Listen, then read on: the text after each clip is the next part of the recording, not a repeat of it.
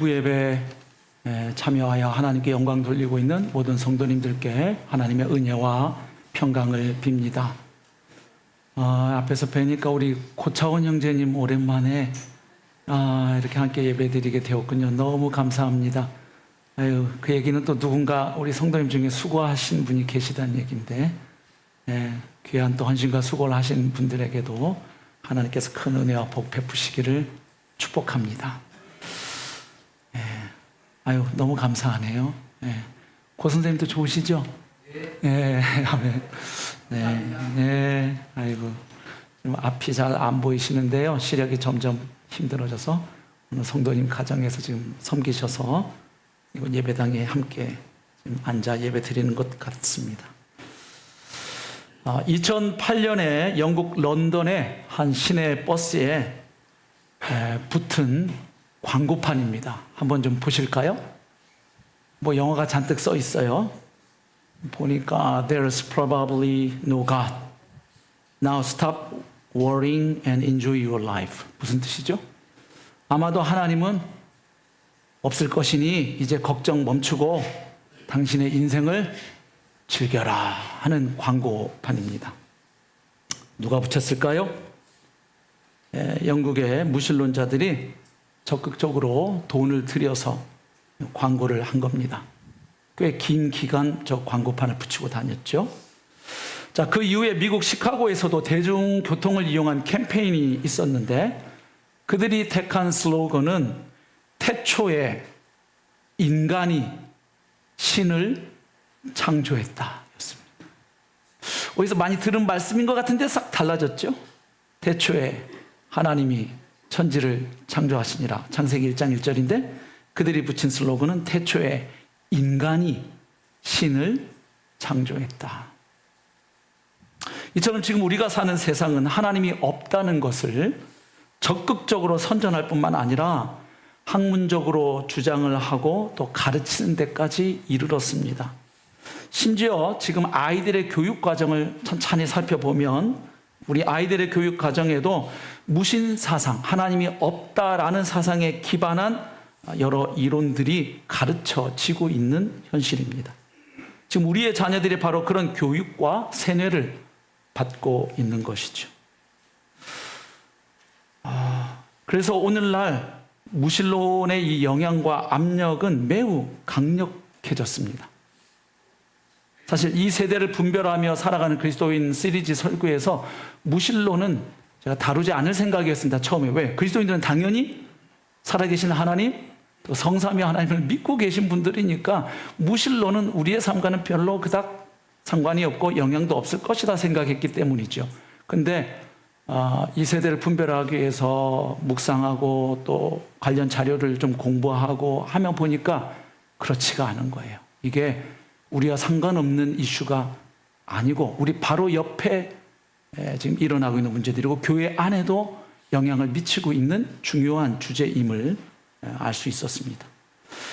이 시대를 살아가는 그리스도인들은 하나님을 정면으로 부인하는 이제 이 세상 한복판에 살아가면서 점점 위협과 압력을 실제적으로 체감하고 있습니다.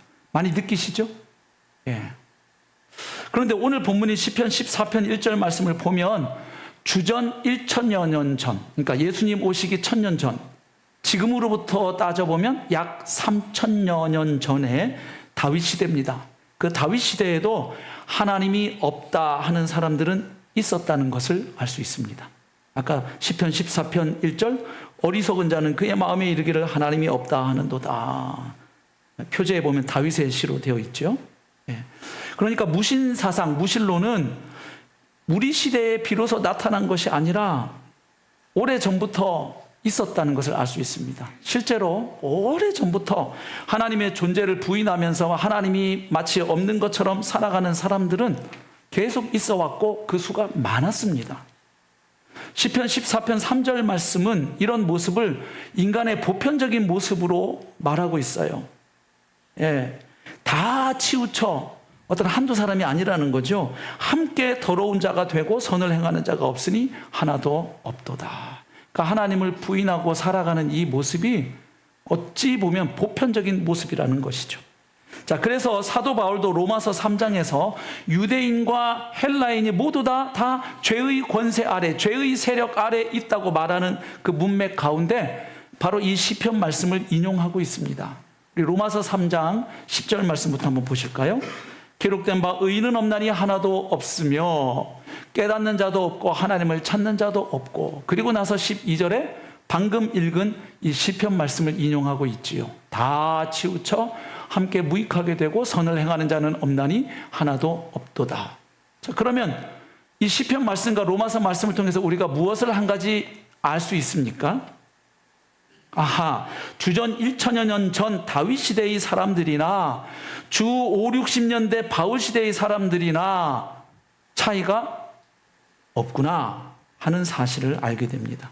즉, 사람들은 시대를 막론하고 하나님이 없다 하면서 하나님 앞에서 가증하게 행하고 또 선을 행하지 않는 모습을 계속해서 드러내 왔다는 것입니다.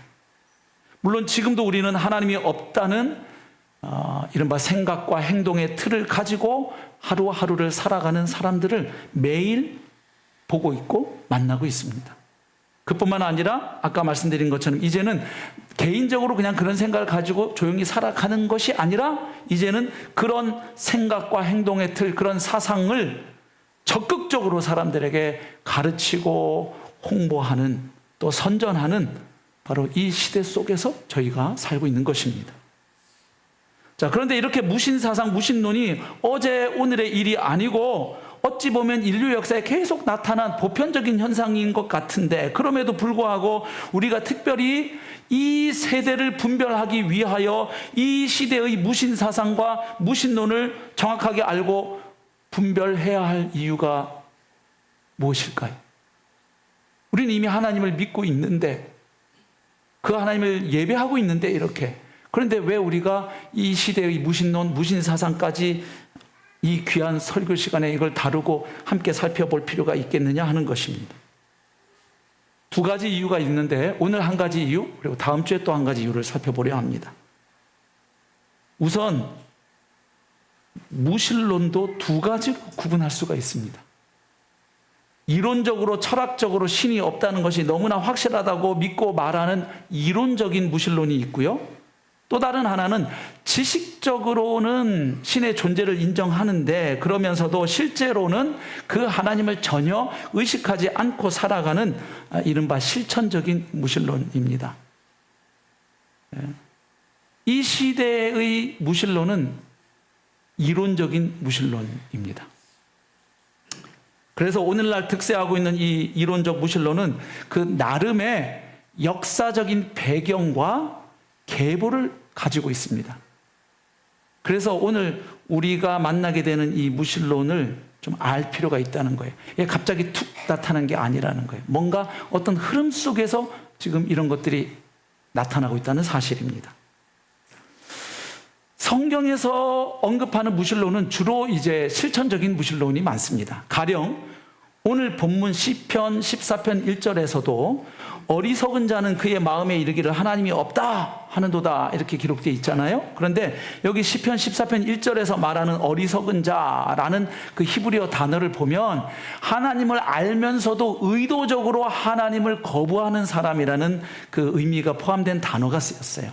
그러니까 하나님을 전혀 모르거나 하나님이 진짜로 없다고 이론적으로 철학적으로 굳게 믿는 사람이라기보다는 본문에서 말하는 이 어리석은 자는 하나님의 존재를 어렴풋이 인정하면서도 그 하나님이 내가 사는 이 세상 속에서 활동하고 역사하고 계심을 부정하는 사람이라는 거예요. 네. 왜냐하면 이 세상은 하나님과 관계없이 무관하게 그 자체의 질서를 가지고 잘 돌아가는 세상으로 믿고 여기니까. 그래서 시편 다른 곳에서도 보면 하나님이 없다고 말하는 사람들이 어떤 생각을 하는지를 보여주고 있거든요. 우리 시편 4절 말씀 보실까요? 악인은 그의 교만한 얼굴로 말하기를 여호와께서 이를 감찰하지 아니하신다 하며, 무슨 말입니까? 내가 이렇게 악을 행해도 하나님은 이걸 안다 모른다? 모른다. 살펴보신다 안 보신다? 안 보신다. 그러니까 하나님이 없다고는 생각 안 해. 하나님 계시는데 그 계시는 하나님이 뭐 내가 뭐 무슨 생각하고 무슨 말하고 어떻게 사는지까지 뭐 보시겠어? 아시겠어? 살펴보시겠어? 에이, 이렇게 믿는다는 거예요. 여호와께서 이를 감찰하지 아니하신다며 그의 모든 사상에 하나님이 없다 하나이다. 그러니까 여기서 하나님이 없다고 말할 때는 진짜로 신은 아예 없다는 의미가 아니라 이 세상에서 다스리고 통치하고 역사하시는, 섭리하시는 하나님, 통치하시는 하나님, 내 삶에 관여하시는 하나님, 나를 살펴보시고 아시는 하나님, 그런 하나님은 없지, 이런 이야기인 것이죠. 또 시편 73편 11절에도 말하기를 하나님이 어찌 알랴, 하나님이 이 세상 돌아가는 것을 어떻게 아시겠느냐, 또 내가 오늘 무슨 생각하고 무슨 고민하고 어떤 죄를 짓고 사는지 그분이 어떻게 아시겠느냐, 지존자에게 지식이 있으랴 아시겠느냐, 이 말이잖아요. 예. 그래서 성경 본문에서 말하는 이 무신론은 대부분 이제 실천적인 무신론입니다. 실제로 구약의 이스라엘 백성 중에도 여호와 하나님을 인정하면서도 실제로는 자신의 삶 속에서 하나님을 전혀 의식하지 않고 살았던 사람들이 있었죠. 그러니까 결국 오늘날 교회 안에도 이런 실천적인 무신론자들은 존재할 수 있음을 말해줍니다. 하나님에 대해서 교리적으로, 신학적으로, 지식적으로는 알고 있지만 실제로는 삶의 현장에서는 무신론자로 살아갈 수도 있다는 것이죠. 그래서 여러분, 창세기에 나오는 창조 기사도 오늘 우리가 생각하는 그런 목적으로 쓰여지지 않은 거 알고 계시죠? 오늘같이 이렇게 무신론이 팽배한 세상에서는 창세기가 이 무신론자들을 향하여 야, 하나님 살아 계셔, 그리고 그 하나님이 이 우주를 만드신 거야, 이거를 그냥 말해주려고 창세기가 기록된 것 같은데, 실제로 그 창세기를 처음 받아 읽게 된 이스라엘 백성들의 입장에서는 다르게 다가왔죠. 이스라엘 백성들이 모세를 통해서 창세기를 받아 읽게 되었을 때 그 맥락은 어떤 맥락입니까? 그때는 무신론적 세상이 아니라 다신교 상황입니다. 너무나 신들이 많았어요. 이집트의 신들, 바벨론의 신들, 뭐 이해가 되시죠? 그러니까 너무나 많은 다신교 상황에서 창세기는 이스라엘 백성들에게 뭘 말해주는가? 너희들을 애굽에 400년간 노예 생활하던 너희들을 애굽에서 건져 구원해 내시고 출애굽시키시고 홍해 바다를 건너게 하시고 가나안 땅으로 인도하여 나라를 만들어 주신 여호와 하나님이 바로 천지를 창조하신 엘로힘 하나님이시다. 그걸 말해주는 거예요. 그러니까 창세기조차도 우리하고 좀 달라요. 그죠? 오늘 우리는 이제 무신론적 상황에서 창세기를 아무래도 읽게 되고 있죠. 자, 그런데 역사를 살펴보면 이걸 알 수 있다는 거예요. 지금으로부터 300년 전까지만 해도 사람들은 보편적으로 어느 지역 문화권 할 것 없이 신의 존재를 인정해 왔다는 것입니다. 즉, 실천적인 무신론자들은 계속 있어 왔지만 이론적이고 철학적인 무신론자들은 눈에 띄지 않았어요. 즉 300년 전만 해도 까지만 해도 사람들은 각자 자기들이 믿고 있는 그 각각의 종교 속에서 나타나는 여러 가지 문제점들을 그냥 지적하는 수준에 머물러 있었던 겁니다. 특정한 종교가 가지고 있는 그 신에 대한 이해나 태도에 뭔가 문제점이 있을 때 그걸 비판하고 지적은 했지만 그렇다고 해서 신이 아예 없다라고 생각하지는 않았다는 거예요. 예. 그래서 신이 존재한다는 생각은 인간이 가진 보편적인 생각이었습니다. 16세기까지는 적어도. 왜 그랬을까요?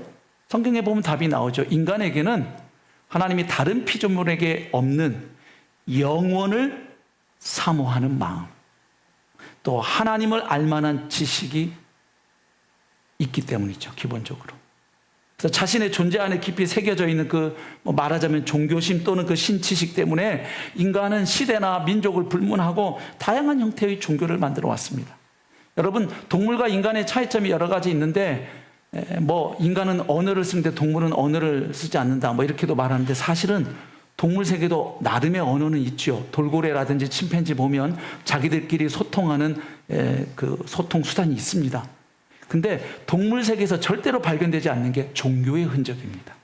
근데 인류는 아무리 다른 문화권에서 그들을 볼 때 미개하다고 하는 민족도, 야만인처럼 보이는 사람들도 그들 나름의 신이 있었고 종교는 다 있었다는 걸 이 인류 문화사를 공부해 보면 금방 알 수 있죠.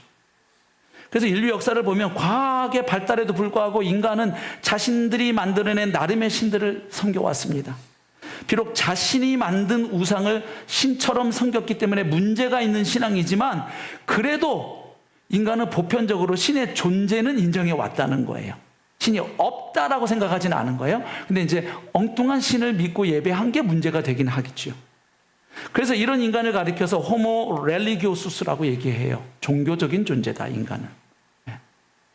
자, 그런데 이렇게 보편적으로 신의 존재를 인정해 왔는데 어떻게 갑자기 이 이론적이고 철학적인 무신론이 등장을 해서 이렇게 견고한 나름의 체계를 구축하게 되었을까요? 오늘날 득세하고 있는 이 무신론은 갑자기 툭 튀어나온 게 아니고요. 그 역사적인 흐름과 배경이 있습니다. 근데 그것이 우리에게 주는 의미가 커요. 그래서 오늘 조금 역사적인 이야기 조금 할 건데 어떤 성도님들 이게 주보 보시고 아이고 누야 이러는 분이 있을 거예요. 뭐 17세기, 18세기, 19세기 뭐 프랑스, 독일 와 이것도 오늘 설교 시간인데 예배 시간인데 도대체 무슨 뭐 서양 사상사 공부하려고 그러나 머리가 아이고 했는데 별거 아니에요. 그냥 간단해요, 내용은.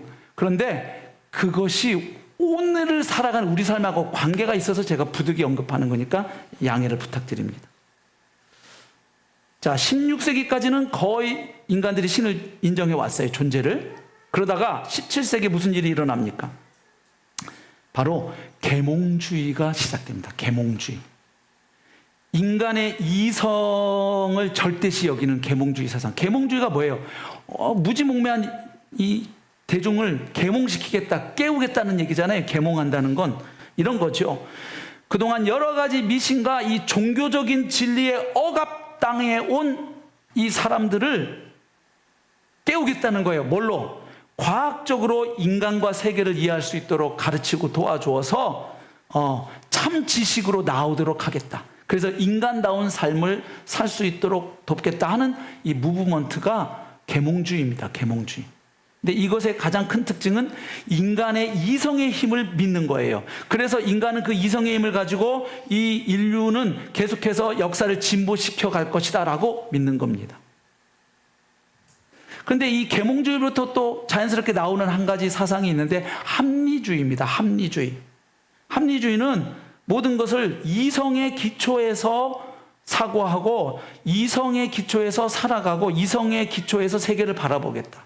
그러니까 철저하게 이성을 가지고 사고방식, 삶의 방식, 세계관 이것들을 구축하려는 게 합리주의입니다. 합리주의. 그런데 이런 계몽주의와 합리주의가 나오면서 이제 드디어 영국에서 나타나게 된 사상이 하나 있는데 이신론입니다. 이신론. 갑자기 찬송 가사가 뜨네요. 놀랐나 봐요. 신기한 단어가 나오니까. 이신론이 뭘까요? 이신론은 창조주 하나님의 존재는 인정하지만 자신이 만든 세상을 다스리고 섭리하시는 하나님은 인정하지 않는 사상이 이신론이에요. 그래서 이신론이 말하는 세계는 시계와 같은 우주입니다. 마치 옛날 태엽시계 기억하시죠? 이렇게 태엽 감아가지고 딱 놓으면 어떻게 합니까? 그 태엽이 굴러가면서 시계가 작동하죠. 그러니까 마치 창조주 하나님이 우주 만물을 만드신 건 인정해요. 창조주 하나님은 계시다는 거예요. 그런데 그 하나님이 자기가 만든 우주 만물에서 뭐 하셨다? 손을 떼셨다. 그러면 이제 우주는 어떻게 돌아가는 거예요? 하나님이 계속 붙들고 다스려서 돌아가시는 세상이 아니라 하나님이 만드신 세상이지만 하나님이 그 우주 자연 만물 안에 뭘 넣으시고 자연 법칙을 넣으시고 자기는 손을 떼고 그래서 이제는 그 법칙에 의해서 마치 태엽에 의해서 굴러가는 시계처럼 이제 우주는 하나님과 상관없이 굴러가는 우주가 되는 거예요. 이해가 되시죠? 이게 이신론입니다. 그러니까 반은 성경적인 사상 같죠. 왜냐하면 창조주 하나님의 존재는 인정하고 이 세상을 그분이 만드셨다는 것도 인정합니다. 근데 뭘 거부하는 겁니까? 하나님이 이 세상에 관여하지는 않는 것다는 거예요. 그러면 지금 결국 오늘 내가 살아가는 이 삶의 현실은 하나님과 상관이 있다 없다? 없는 현실이 되는 겁니다. 이런 이신론이 나오니까 그 다음에 꼬리를 물고 탁 나오는 사상이 자연주의라는 겁니다. 자연주의는 뭘까요? 뭐든지 그냥 자연스럽게 살자 이런 건가요?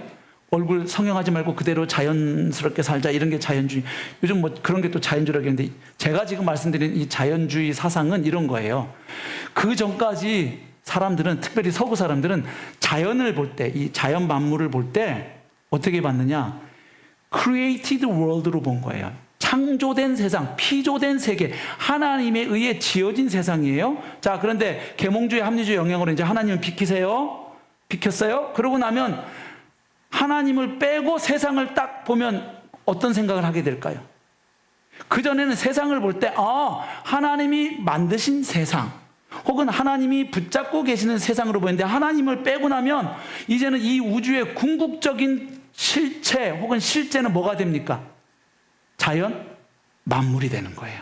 그러니까 자연 만물 너머에 계시는 창조주 하나님의 궁극적인 실제라고 믿던 사람들이 하나님 사라지고 나면 자연 만물, 내가 지금 대하고 있는 자연이 궁극적인 실제가 되는 겁니다.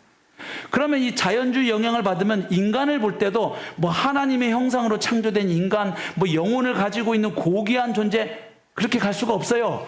물질, 자연 만물이 궁극적 실제니까 인간도 그럼 어떻게 보게 돼요?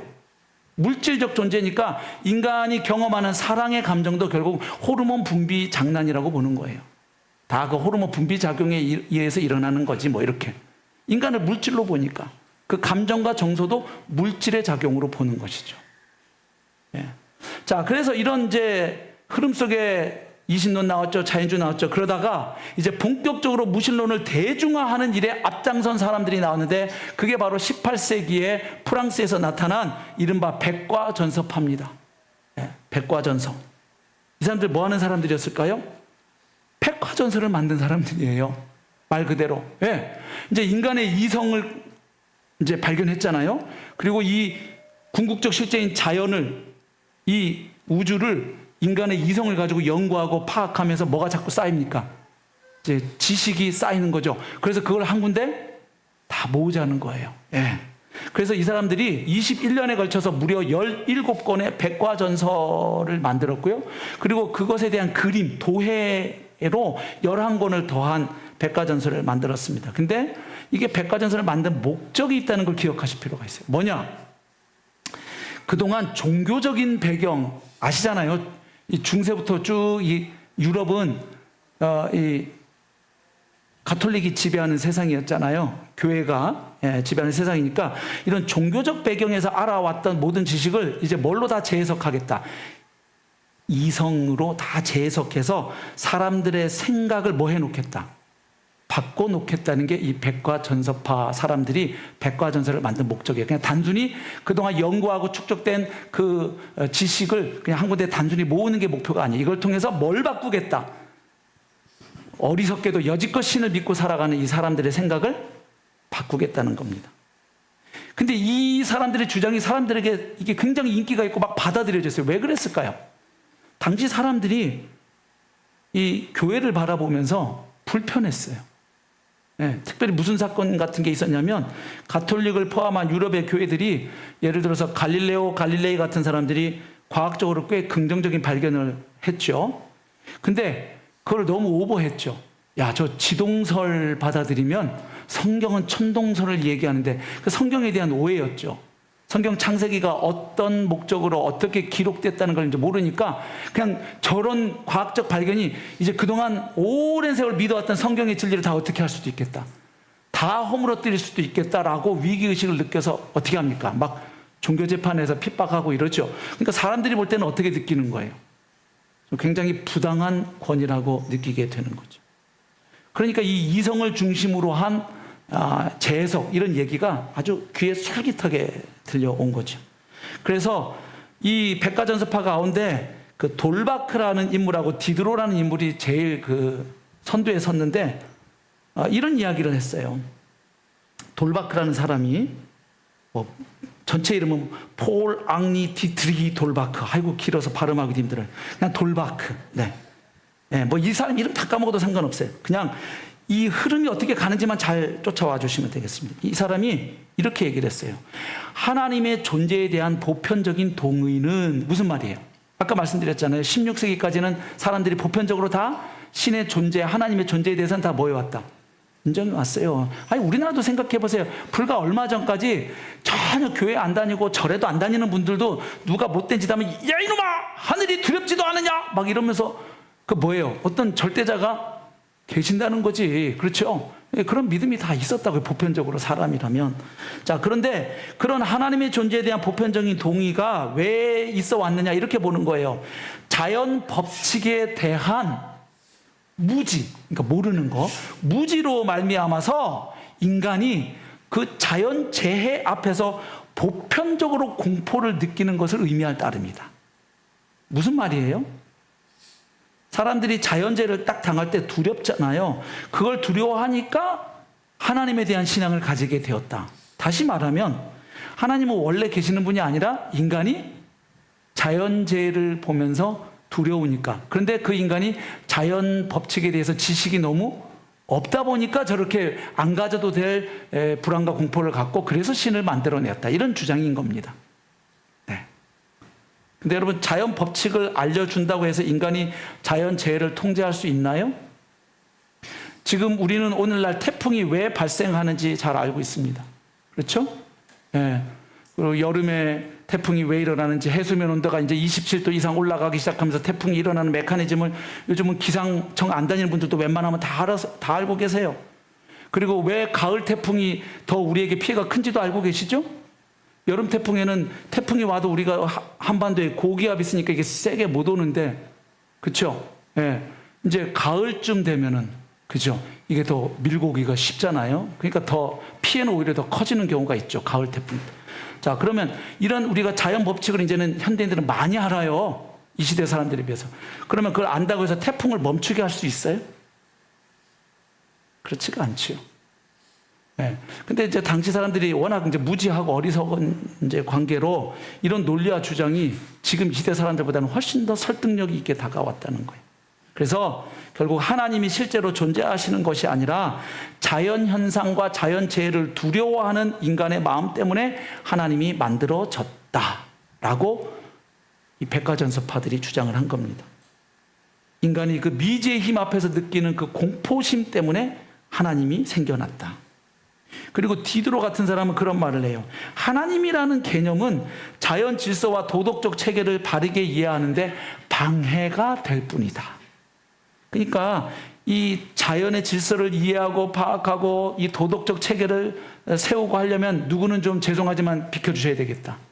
그렇죠. 하나님은 이제 더 이상 인간 세상에서 지구를 떠나주시죠. 쉽게 말하면 뭐 그런 겁니다. 그래서 하나님이라는 개념은 이제 더 이상 과학적으로는 필요가 없고 쓸모가 없다. 그래서 자연 발생 이론을 주장해요. 이 자연 발생 이론을 디드로가 주장하니까 조금 세월이 흐르면 영국에서 찰스 다윈이 진화론을 주창하게 되죠. 이게 이제 이렇게 이어가는 흐름이 생기는 거예요. 자, 그러다가 19세기에 어떤 일이 일어나냐면 이 프랑스 백과전서파의 무신론을 더욱 확장시키고 세계적으로 영향을 미친 사람들이 나옵니다. 이른바 독일의 합리주의자들인데 19세기에 이 사람들은 그 전까지는 철학자들도 신의 존재를 부정하지 않았어요. 독일의 아주 위대한 철학자 가운데 한 사람이 여러분들 다 이름 들으면 아시는 임마누엘 칸트입니다.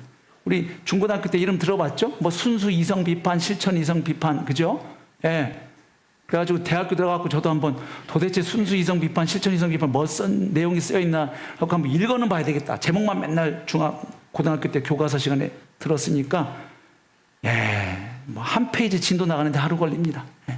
뭔 얘기를 써놨는지 한 3줄 읽고 뭔 얘기를 하여튼 그래서 내가 이 독일 분들은 쉬운 얘기를 어렵게 하는 천부적 은사가 있구나 이제 그때 생각을 했어요. 우리 이게 또 독일에서 유학 갔다 오신 분들 좀 웃으시잖아요. 네. 자, 그래서 이 사람들이 임마누엘 칸트의 세상을 다 수정해 버리고요. 그리고 이 게오르크 헤겔의 철학을 아주 급진적으로 수용을 하는데, 그러면서 이제 무신론 사상을 더 아주 단단하게 만들어요. 대표적인 인물이 루드비히 포이어바흐, 포이에르바하라고 우리가 보통 많이 하죠. 그 다음 칼 마르크스, 또 프리드리히 니체, 이런 사람들이 19세기 독일의 합리주의자들입니다. 그러면서 이제 무신론적 사상을 전 세계적으로 설파하는 이제 선두에 섭니다. 요 사람들의 영향으로 그 뒤에 누가 나올까요? 19세기 거의 끝부분에 영국의 찰스 다윈이 진화론을 쓰게 되죠. 종의 기원. 예. 그 다음에 지그문트 프로이트, 정신분석학. 예. 그래가지고 오늘날의 가장 대표적인 인물은 누굽니까? 이 시대의 대표적인 무신론자는 가장 선두, 4인방이 있는데 제일 선두는 리차드 도킨스예요. 예, 그 이기적인 유전자하고 만들어진 신이라는 책, 베스트셀러에 지금 올라있죠. 그걸 쓴 사람입니다. 또 크리스토퍼 히친스 같은 사람도 있고요. 이 사람들은 다음 주에 좀 언급하려고. 자, 아무튼 이 사람들이 이제 이 프랑스 사람들이 그걸 받아갖고 더 체계화하고 퍼뜨리는데, 이 포이에르바흐는 신이라는 존재는 인간이 창조한 환상 혹은 허상이다. 그건 그냥 심리적인 투사다, 이렇게 말을 해요. 인간적인 그 소원의 산물에 지나지 않는다, 신은. 많이 들어보신 이야기죠? 네. 그래서 이 사람 독일에서 굉장한 영향력을 발휘하고 기독교의 모든 개념과 교리를 다 재해석합니다. 가령 이런 걸 해요. 기독교의 가장 기본 교리 가운데 성경이 말하는 하나님은 유일한 한 분 하나님인데, 그 한 분 하나님은 영원 전부터 성부, 성자, 성령으로 존재하시는 삼위일체 하나님을 우리가 믿습니다. 아멘. 예.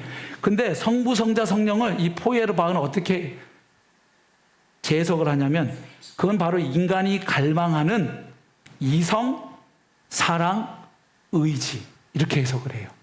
그럼 결국 삼위일체를 어떤 걸로 설명한 거예요? 신을 뺀 인간의 세계로 삼위일체를 설명하는 거예요. 이런 식으로. 그 다음에 성경에 나오는 창조 교리도 이렇게 평가를 해요. 그거는 인간이 본 뒤 뭔가 무에서 뭔가를 자꾸 이렇게 상상하고 만들어내고 싶어하는 존재가 인간이라는 거예요.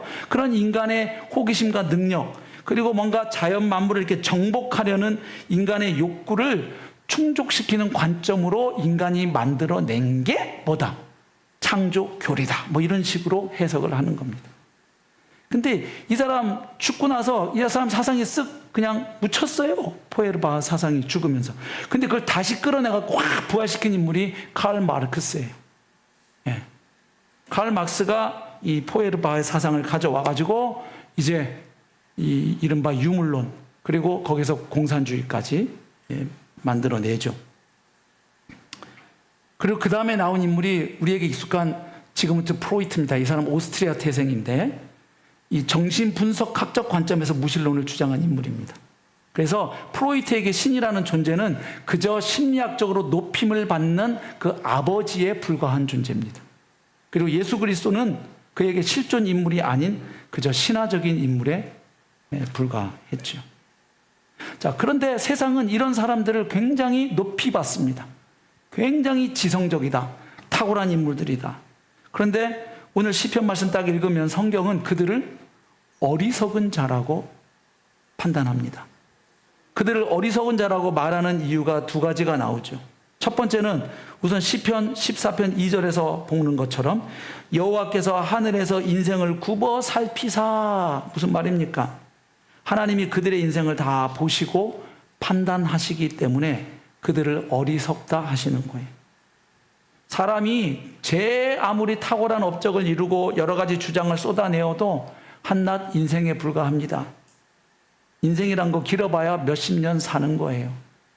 그런데 영원하신 하나님이 그들의 인생을 보시고 판단할 때 참 어리석구나 판단하신다는 거예요. 두 번째 이유는 그들의 그 생각이 하나님을 믿지 않는 사람들이 볼 때는 굉장히 신선하고 굉장히 지성적이고 이지적인 것처럼 보이지만, 사실인즉 하나님을 떠난 인간에게 발견되는 그 부패함에서 나온 생각들이라고 얘기합니다. 14장 1절에 보면 어리석은 자는 그의 마음에 이르기를 하나님이 없다 하는도다. 그들은 부패하고 그랬죠. 하나님이 없다고 믿고 살아가는 사람들은 부패하다, 존재가. 여기서 부패하다라는 이 말은 창세기 6장에 노아 홍수 나오잖아요. 그 홍수로 심판받기 전에 세상이 부패하다 할 때 그것과 같은 말입니다. 그리고 창세기 19장에 소돔과 고모라가 멸망당하기 전에 그 상태를 부패하다고 얘기하는데 역시 같은 말이에요.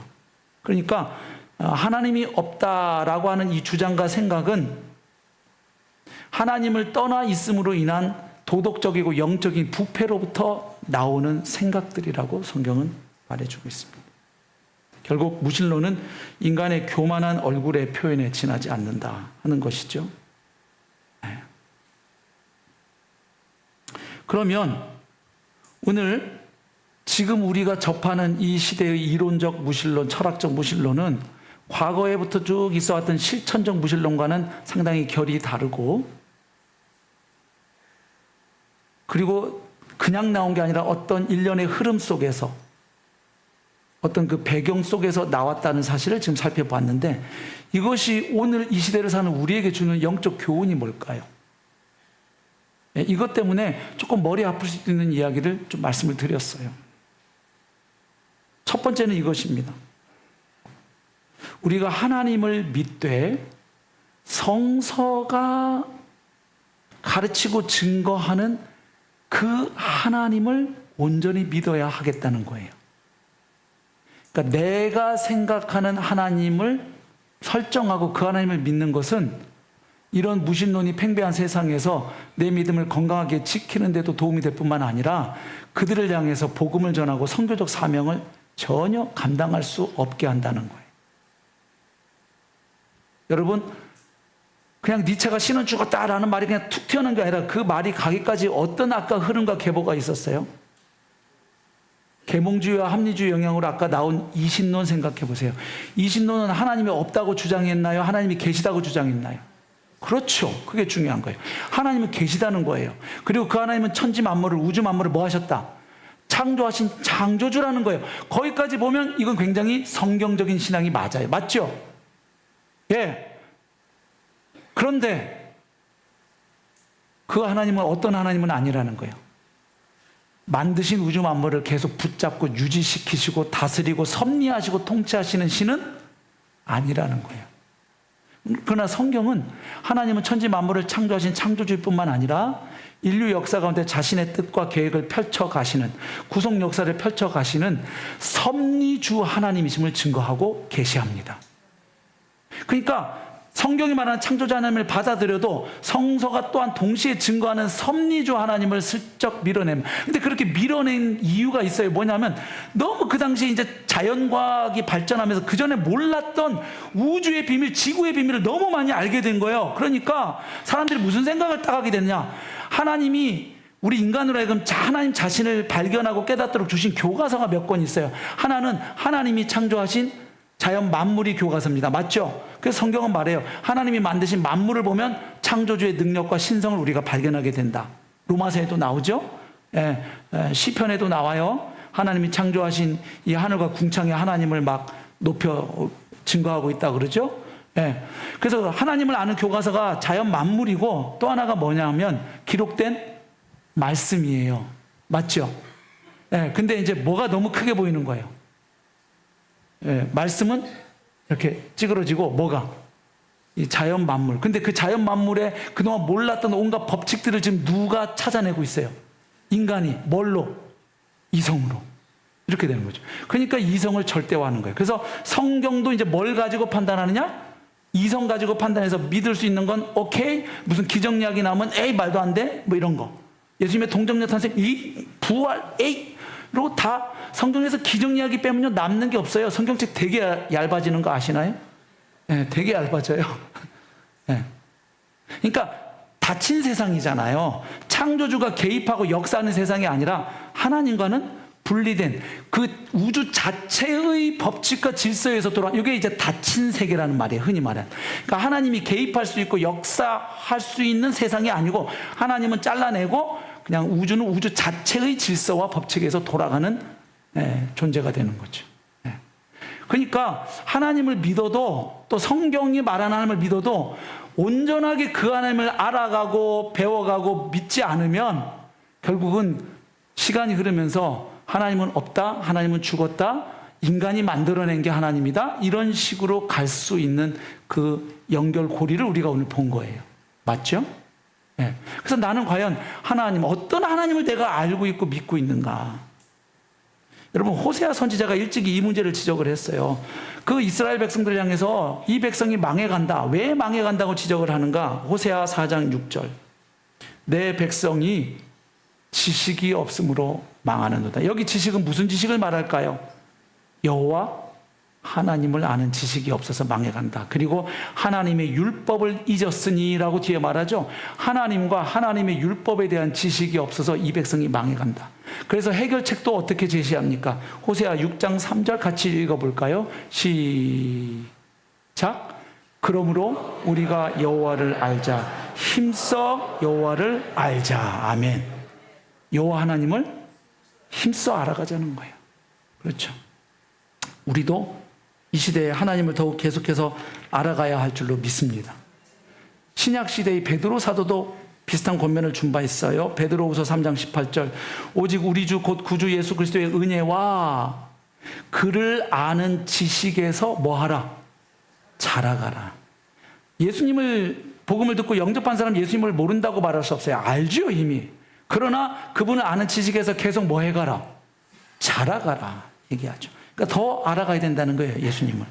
그리고 하나님의 은혜의 깊이와 높이와 넓이를 알아가야 된다는 거예요. 네. 그 다음 두 번째는 이것입니다. 성서가 증거하는 하나님을 알고 믿기만 해서 되는 게 아니고 성서가 증거하는 그 하나님을 오늘 나의 삶의 현장에서 실제로 경험해 가야 한다는 사실입니다. 예. 여러분, 제가 놀라운 이야기 하나 해드릴게요. 무신론의 최선봉에 섰던 사람들, 그 선구자들 대부분이 기독교적 혹은 유대교적 배경을 가지고 있다는 사실을 아시나요? 아까 프랑스 백과전선파 얘기 드렸잖아요. 그 사람들, 또 독일의 합리주의자 가운데 한 사람이 포이에르바흐, 이런 사람들 전부 다 기독교적 배경을 가지고 있습니다. 그러니까 어릴 때 태어나서부터 뭘 배우고 자란 사람들이에요? 성경을 듣고 배운 사람들이에요. 말하자면 주일학교 출신이다 이 말입니다. 예? 예. 가정 예배도 드렸을 거고. 그 다음 마르크스는 혈통을 보면 유태인 혈통을 가지고 있어요. 카를 막스. 공산주의 창시자잖아요. 근데 이 사람의 가정 종교를 보면 개신교로 개종한 가정 배경을 갖고 있어요. 그러니까 혈통은 유대인인데 그 유대교에서 개신교로 개종한 가정에서 자라났어요. 근데 유물론을 주창하죠. 물질밖에 없다는 거잖아요. 예. 그 다음에 프로이트. 지금부터 프로이트는 세속적인 유대교 환경에서 성장을 했습니다. 그러니까 야훼 하나님을 철저하게 믿는 유대교 환경에서 자라났어요. 네. 그 다음에 종의 기원을 쓴 이 진화론을 주창한 찰스 다윈, 그 다음에 오늘날 가장 대표적인 무신론자, 거의 뭐 선두에 서 있다고 할 수 있는 리차드 도킨스 같은 사람, 다 영국 성공회 배경을 가지고 있습니다. 뭘 의미합니까? 이 사람들이 기독교 가정에서 어려서부터 하나님 예배하는 예배 참석도 하고 성경도 배우고 들었겠지만 일단 우리는 딱 알 수 있죠. 그 사람들은 그들의 인생 가운데 하나님을 인격적으로 만나지는 못했구나. 딱 그 생각 드실 거 아니에요. 맞죠? 예. 하나님에 대한 이야기는 많이 들었으나 나의 하나님을 실제로 만났고 그 하나님과 함께 살아가는 삶은 말하는 영적 세계는 열리지 않은 거예요. 그냥 이성으로 세상을 보고 판단하는 지식은 쌓아갔는지 몰라도 이 영의 세계, 영적 세계가 전혀 열리질 않은 거죠. 신앙의 세계를 보지 못한 거예요. 그러니까 여기서 우리가 뭘 생각할 수 있느냐. 우리가 오늘날 예배를 드리고 있고 작은 교회 모임에 참석하고 있고 공동체 성경 읽기 어제도 막 그제도 막 8월 완독 계속 올리시던데요. 참 흐뭇했습니다. 그런데 막 그것도 더 열심히 하고 있고 막 교회 와서 밥도 하고 막 수련회도 참석하는데 정말 나는 살아계신 하나님, 그리고 특별히 성서가 증거하는 그 하나님을 오늘 경험하고 살아가는가 하는 질문이에요. 성경이 하나님을 이런 분이라고 말하면 그런 하나님을 나는 경험한 적이 있는가 이런 거예요. 그렇지 못하면 우리가 하는 예배, 제자훈련, 성경공부, 봉사, 선교적 행위들 이거 다 그냥 인간들끼리 모여서 하는 종교적 행위로 끝날 수 있어요. 작은 교회로 모여서 서로 함께 밥 먹고 교제하고 살면서 힘든 것도 나누고 위로하고 격려하고 좋잖아요. 좋죠? 거긴 작은 교회의 중요한 목적 가운데 하나니까 그런 친교와 격려. 근데 거기서 끝나면 우리끼리 모여서 서로 위로받고 재밌어, 친밀해, 좋아. 막 어디도 놀러 가고. 근데 거기서 끝나면 세상 사람들도 그런 건 잘해요. 자전거 동호회 모임 가보세요. 등산 동호회, 게임 동호회, 볼링 동호회 한번 가보십시오. 또 악기 같이 배우는 동호회. 그 사람들 되게 친밀합니다. 친해지면요, 막 서로 생일도 챙겨주고요. 막 그 집 애도 봐주고 막 이럴 수가 있다니까요. 그 무슨 얘기냐면 우리가 모여서 친밀하고 이런 건 좋은데 거기에 하나님이 함께 계시는 하나님의 임재를 경험하지 못하고 우리 인간들끼리 모여서 친밀감 느끼고 따뜻하게 서로 가슴 조금 만져주고 남한테 어디 가서는 못하는 속 이야기도 나는 여기 와서는 좀 털어놓으니까 좋다. 좋은 거예요. 제가 나쁘다고 드리는 말씀이 아니에요. 그렇게 가야 돼요. 그러나 거기서 끝나면 어떻게 되겠느냐는 거예요. 그래서 오늘 저는 특별히 이 시대의 우리 아이들을 많이 생각하게 됐어요. 오늘 말씀을 준비하면서. 많은 분들이 이렇게 얘기해요. 오늘날 지금 공교육 현장 속에서 이 진화론에 기반한 그리고 무신론에 기반한 여러 가지 그것을 내용을 진리라고 지금 어릴 때부터 세뇌당하고 교육받고 있는 우리의 아이들을 이렇게 표현했더라고요. 그건 마치 폭풍 속에서 비닐 우산 하나 쓰고 견디라고 말하는 것과 같다는 거예요. 물론 부모님들은 이렇게 생각할 수 있어요. 우리 아이를 오늘도 좀 주일학교 데려오셔서 지금 아이들 어린이 예배 드리고 있을 텐데 지금 이 시간에도 나는 주일날 우리 애 끌고 와가지고 예배당에다 앉혀놨다. 그럼 또 주일학교 선생님들이 열심히 우리 아이에게 성경 말씀, 복음의 진리를 가르쳐 줄 것이다. 여러분, 그 아이는 오늘 교회 와서 떠들고 졸고 하면서 한 20-30분 그 말씀 듣고 가고요. 나머지 일주일 내내 뭐 할까요? 학교에서 그 내용 계속 듣습니다. 그리고 유튜브 들어가서 보면 거의 콘텐츠는 뭐 하나님은 살아계시고 이런 콘텐츠는 얼마 없습니다. 그리고 있어도 애들이 그런 거 안 봅니다. 이상한 거 찾아서 보죠. 부모 몰래.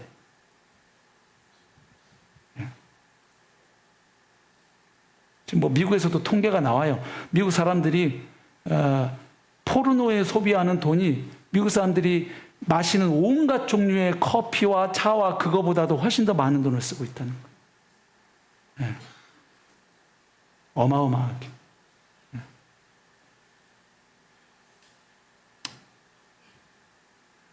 그렇다고 그럼 공교육은 다 안 보내고 우리는 다 그러면 이제 홈스쿨링하고 다 대안학교에만 보내야 될까요?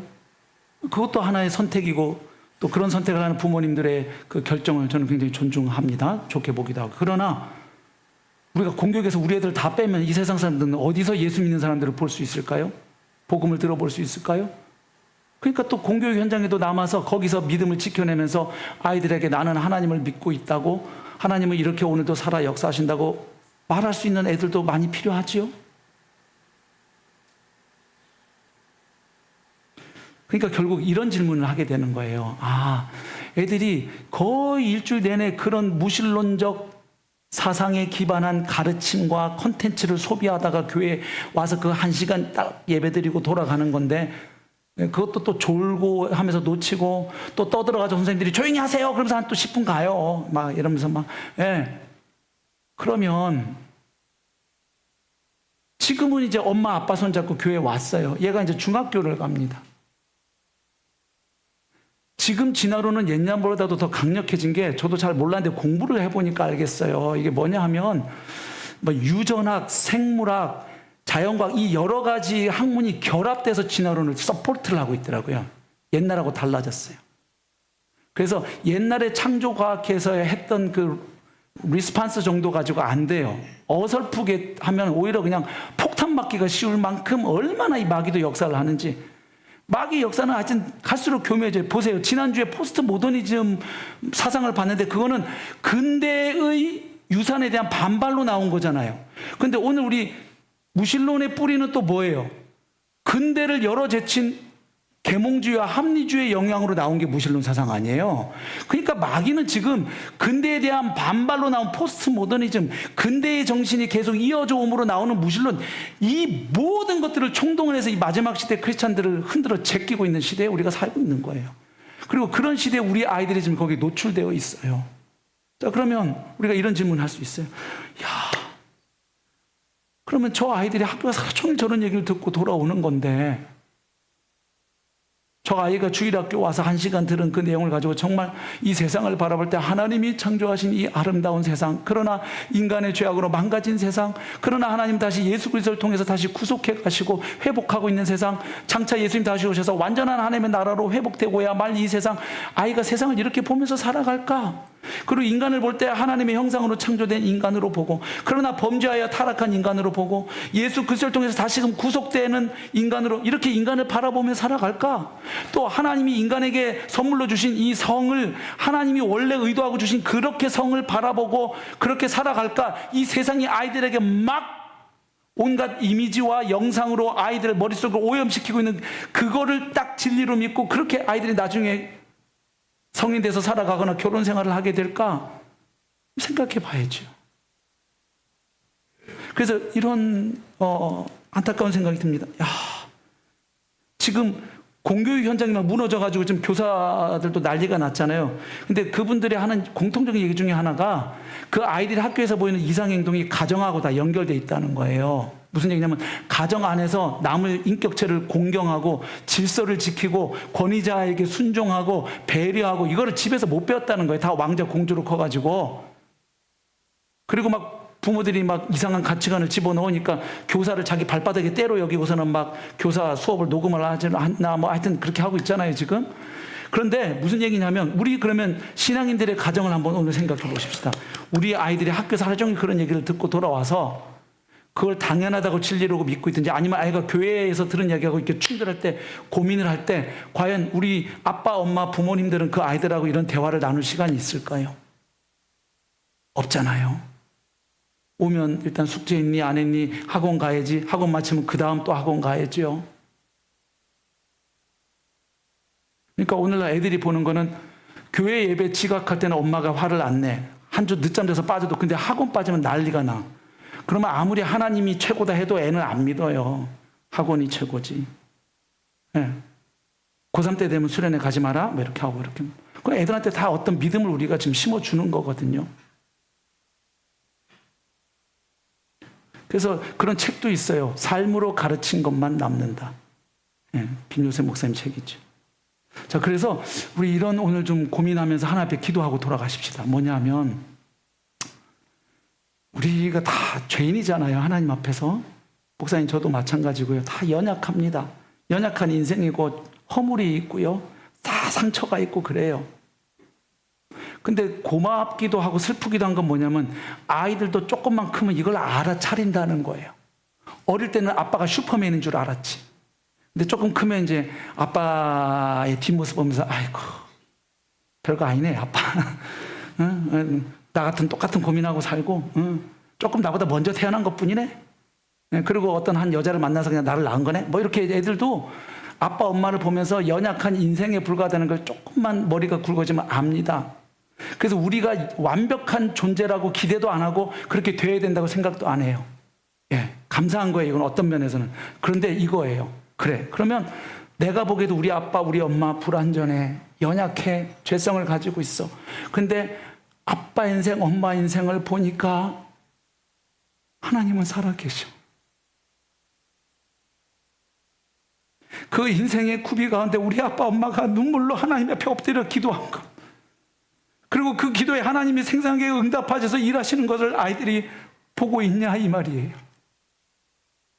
아, 기도가 그냥 공연불이 아니구나. 정말 우리의 기도를 들으시는 하나님 살아계시는구나. 그리고 우리 아빠 엄마가 잘 안 되는데도 말씀 붙잡고 복음 붙잡고 그걸 살아보려고 낑낑대는 과정에서 연약한 인간이고 상처투성이 인간임에도 5년 전에 아빠와 지금의 아빠를 보니까 아빠가 믿는 하나님이 뭔 일을 하신 건지, 예수 그리스도가 하신 건지, 성령의 능력인지 뭐 아이는 막 뭐 생각하겠죠. 근데 어쨌든 아빠가 믿는 복음이 아빠를 점점 성화시켜가고 성장시켜가는 것, 아, 사람을 바꿔가시는 하나님이 계시네. 복음은 능력이 많네. 우리는 옛날에 이런 화제만 딱 나오면 다 가족끼리 싸우고 난리 쳤는데, 명절 때 이제는 그런 얘기를 서로 정직하게 하면서도 그 다음 이야기가 이어지네. 이걸 아이들이 경험하고 있을까요? 보고 있을까요? 그래, 우리 아빠 엄마는 불완전해. 그러나 우리 아빠 엄마가 믿는 하나님은 살아계셔. 능력이 있으셔. 그리고 그 복음은 능력이 맞아. 진리가 맞아. 나는 여전히 하나님을 믿을 이유가 있어. 우리 아빠 엄마가 믿었던 하나님, 나도 나의 하나님으로 믿고 살아갈래. 이게 되고 있느냐 하는 이 안타까운 질문이에요. 근데 오늘 제일 우리가 힘든 게 뭐냐면, 너무 이 도시사회에서 가족끼리도 바빠요. 저도 겪어봐서 알지만 성도님들, 애들하고 밥 한 끼 먹기 힘들죠. 그 저녁 한 끼 먹으려면 애들하고 미리 스케줄을 막 조정해야 돼. 애들이 그럼 맛있는 걸 사주겠다는데도 이렇게 까칠해. 안 돼요. 친구 만나야 돼. 뭐 어디 가야 돼. 막 무슨 대통령한테 뭐 결제 받듯이. 진짜 피곤한 인생이에요 요즘. 그렇죠? 옛날에는 그냥 부모님 한마디 하면 까라면 깠는데, 요즘 애들은 그게 안 돼. 4살만 돼도 왜 그렇게 해야 되는데요? 제가 그렇게 해야 될 5가지 이유를 한번 아빠 말해 보실래요? 아, 요즘 4살은 이래요. 힘들어. 그냥 막 속에서는 하라면 좀 하면 안 되겠냐 하는데, 그러면 나가서 우리 아빠 야만인이래요 이럴 것 같아서 또 못하지. 요즘 아빠들은 착해서 그래 왜 그런 질문을 했니? 이러면서 막 눌러야 되잖아. 네, 뭘 하라 그러면 꼭 이유를 묻고. 네. 그래서 정말 이 아버지의 부재, 어머니의 부재, 또 옆에 있지만 가족 간의 대화 단절. 아이가 요즘 신앙적으로 무슨 고민을 하는지. 네. 네. 얘기해보면 나와요. 저도 딸하고 어느 날 밤 새벽 2시까지 얘기하기 전까지는 아이가 요즘 시대의 이 페미니즘 문제로 학교가 온통 그걸 가르치는 교수들로 가득 차 있으니까, 이 그리스도인 복음을 가진 그리스도인의 이 페미니즘에 대해서 어떻게 봐야 되는지 아이가 치열하게 고민하고 있었더라고. 그리고 이 이성을 가지고 성경을 마음대로 치고 잘라내는 이 자유주의 신학자들의 신학과 우리 복음주의 신앙은 어떻게 다른 것이고, 어떻게 여전히 나는 복음주의 신앙을 굳게 지켜낼 수 있는지, 저는 교회 안에 있고 청년반에 있으니까 고민을 안 하는 줄 알았지. 근데 대화를 나눠보니까 고민을 치열하게 하고 있었던 거예요. 예. 그래서 그래, 그거 덮어놓고 믿는 거 아니다.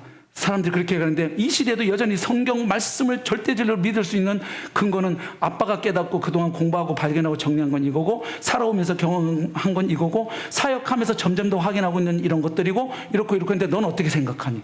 어쩌고저쩌고 하면서 조금씩 정립을 해가는 걸 보았어요. 그래서 제가, 야, 만약에 그런 시간 안 가졌더라면 뭐 맨날 교회 예배 드리고 뭐 막 봉사도 하고 있으니까 괜찮겠죠. 나중에 막 성경 펴들고 제가 나한테 따질 뻔했겠구나. 막 성경을 그따위로 해석하고 남성 우월주의적인 관점에서 성경을 보고 막 이럴 수도 오싹했어요. 그러니까 지금 제가 저희 집 얘기한 건 여러분 가정도 다 비슷할 거라는 거예요. 목사 집도 이 정도예요. 근데 감사한 건 다행히 그런 이야기를 나눌 수 있는 기회를 어떻게 하나님이 주셨다는 거예요. 몇 번에 걸쳐서. 그리고 다행히 제가 대학 때 좀 했던 고민들이어서, 목사 아들이지만 삐딱하게 나왔고 성경 안 보고 맨날 뭐 버트란트 러셀 나는 왜 크리스찬이 아닌가 막 그딴 책 보면서 밑줄 치고 했던 경험이 저도 과거에 있었던 터라, 어디 막 그렇게 애를 그냥 바로 윽박은 다행히 안 질렀어요. 왜 그렇게 생각하니? 그런 책이 너에게는 어떻게 다가오고 있니? 그럼 그런 것들은 하나님의 말씀을 믿는 우리는 어떻게 그것을 비판하고, 이걸 여전히 우리가 이 기독교적 세계관이 지적 정합성이 있다는 것을 우리는 어떻게 확신하고 살아갈 수 있을까? 대화할 수 있었던 것을 하나님께 감사하고 있어요. 모르죠. 아이는 또 아이대로 앞으로 가면서 고민할 거고, 저도 하겠지만 여러분들 가정에 지금 아이들 떠올려 보세요. 우리 아이 연령대가 다양하겠죠. 지금 어떤 상황인가요? 정말 내가 믿고 있는 하나님 살아계시다고 그 아이도 믿고 있을까요? 아니면 그냥 취향 존중하듯이 나는 하나님 못 믿는데 우리 엄마가 하나님 믿는 건 어떡하겠어? 그건 엄마의 취향이니까 내가 존중해야 그건 이성인이지. 그냥 엄마의 신앙 인정해 드릴게. 그러나 엄마 내 신앙은 터치하지 마세요. 나는 하나님 안 믿고 그냥 내가 즐겁게 살 거야. 이러고 있는지도 몰라요. 그리고 뭐 하나님을 믿는다고는 하는데 성경이 말하는 그 하나님이 아니라 지가 만들어 놓은 어떤 하나님을 믿고 있을 수도 있고요. 그리고 교리적으로는 탄탄하게 믿는다고 하는데 아이가 오늘의 삶에서 정말 하나님은 여전히 살아계시고 역사하신다는 것을 전혀 체감하지 못한 채 교회 생활하고 있을 수도 있어요, 우리 아이들이. 그래서 오늘 부모된 이로서 우리 안타까움을 마음을 가지고 기도하면 좋겠어요. 하나님, 우리 집의 아이들, 조금 넓혀서 우리 강석의 다음 세대들 하나님 불쌍히 여겨주세요. 그리고 더더욱 불쌍히 여겨주실 대상은 우리예요. 하나님, 과연 아이들이 우리들의 인생을 뒷모습을 보면서 불완전하고 부족하고 허물 많은 인생이지만 그래도 아빠 엄마 사는 걸 보고 아빠 엄마가 지금까지 살아온 인생의 그 길을 볼 때에 하나님은 분명히 계신 것 같고, 그리고 그 하나님은 아빠 엄마를 붙잡고 도와주신 그 하나님은 내 인생에 나도 만나주시고 도와주실 것 같다, 이 믿음을 생기게 하는데 우리가 쓰임받고 있는지, 아빠 엄마 보니까 난 교회 가기 싫어 이러고 있는지, 한국에 지금 기독교를 까고 공격하는 엔티 크리스찬니티 가장 선두에 선 사람들은 거의 대부분 목회자 가정의 아이들인 거 아세요? 뭐 이유가 있겠죠. 뭐 이중적이고 이선적인 삶, 교회에서 막 성도들끼리 목사 장로끼리 싸우고 집사님들끼리 싸우고 막 이런 걸 봤다든지, 아빠가 교회에서 말 다르고 집에서 다르고 뭐 이런 거든지, 이런 것도 있겠지만 제일 큰 것 중에 하나는 그가 집에서 듣고 교회에서 들은 그 하나님을 인생 가운데 실제로 만나고 경험한 적이 없기 때문이에요. 그래서 그런 애들이 획가닥 돌아서면 그냥 기독교적 배경이 없는 사람보다 훨씬 더 강력하고요, 논리도. 그리고 이 강도가 세집니다. 독해지는 거예요, 말하자면. 받은 상처가 있기 때문에, 배신감이 있기 때문에. 그래서 오늘 우리 정말 안타까운 마음, 간절한 마음 가지고 우리 아이들 위해서 좀 기도하고요, 우리 자신을 위해서도 하나님께 기도하십시다. 하나님 긍휼히 여겨주세요. 제가 정말 성서가 증거하는 하나님을 더 알아가고 바로 믿게 도와주시고, 무엇보다 그 하나님은 오늘 살아가는 내 삶의 현장에서 하나님과 함께 걷는 여정, 하나님의 임재를 경험하며 살아가는 신앙생활 되길 원합니다. 하나님, 우리 하나님의 이름을 부르며 좀 간절히 기도하고 삶의 자리에 나가면 좋겠습니다.